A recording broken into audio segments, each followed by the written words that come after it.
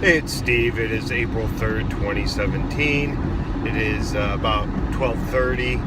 It is 51 degrees Fahrenheit out, and this is Geo-Rant number 18, Geologic time part 3. And I am going to go over today, still have my chart with me. See? Yeah. I am going to go over today how we abbreviate these things. When you make a geologic map, you abbreviate the time periods. Like, you can't put on a map, the Ordovician St. Peter Formation. That's just too wordy. So you abbreviate the formation. You can abbreviate a number of ways. There's really no standard. But like, take the Ordovician St. Peter. If there's nothing similar, like a S and a P, you could just do the O symbol, which is for Ordovician, and then you can just do OS or OSP, whatever you want on the map with your color. And remember, the colors are dictated by the chart here.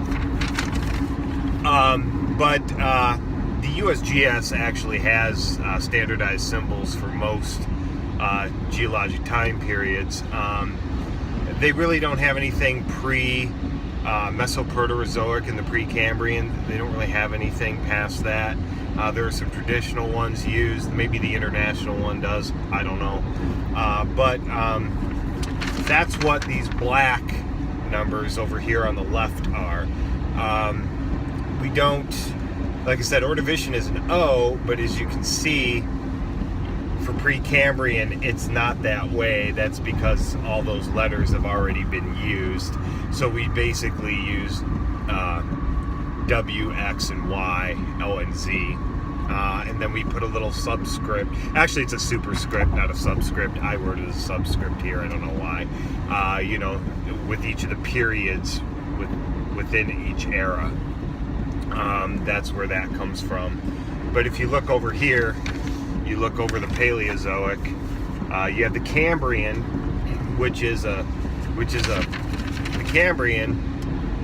C with a little line through it. It's not just a C because we use that for Cenozoic, or no, Carboniferous. We use that for Carboniferous.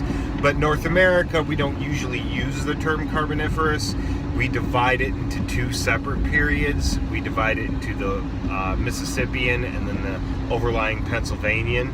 And there's reasons in North America for doing that.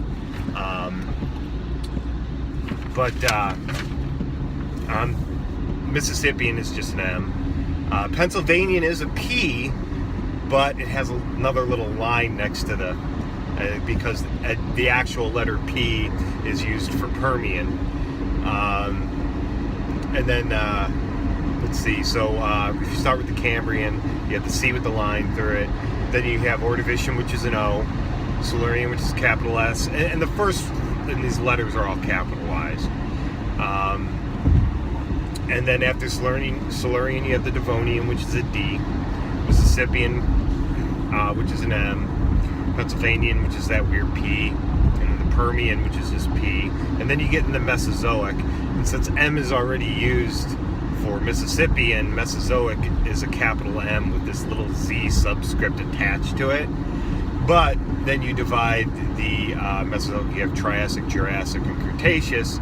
Triassic, I believe, is a capital T with this little R subscript attached to it, because T was traditionally used for Tertiary, but Tertiary is now gone. We have Paleogene and Neogene, so I don't know what's going to happen with that. Jurassic is a J. Cretaceous is a K. Like I said, because C is used for Cenozoic. Quaternary is just a Q. So yeah, I just thought I would give a quick little explanation on, when we make geologic maps, like actually on the map. Of course, you have these little symbols. You have your color for geologic unit, and then you have your little symbol.